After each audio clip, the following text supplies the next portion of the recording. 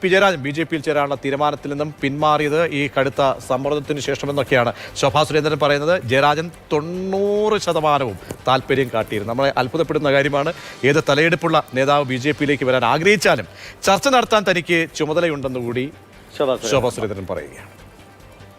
Marxist പാർട്ടിയുടെ സംസ്ഥാന secretary mister Govindan മാഷാണോ അതോ ദല്ലാൽ നന്ദകുമാറാണോ എന്നാണ് എനിക്കിപ്പോൾ തോന്നുന്നത്. പൊതുസമൂഹത്തിനും ഇത് തോന്നുകയാണ്. മാർക്സിസ്റ്റ് പാർട്ടിയുടെ പ്രഗത്ഭനായിട്ടുള്ള നേതാവ് പി ജയരാജൻ ഭാരതീയ ജനതാ പാർട്ടിയിലേക്ക് ചേരാൻ തീരുമാനിച്ച് 90% കഴിഞ്ഞപ്പോൾ എന്തേ ഭയപ്പെട്ട് പിന്മാറിയത്? ജയരാജൻ അറിയാം, ഭീഷണി വന്നത് ചില്ലറ ഭീഷണി ആയിരിക്കില്ല.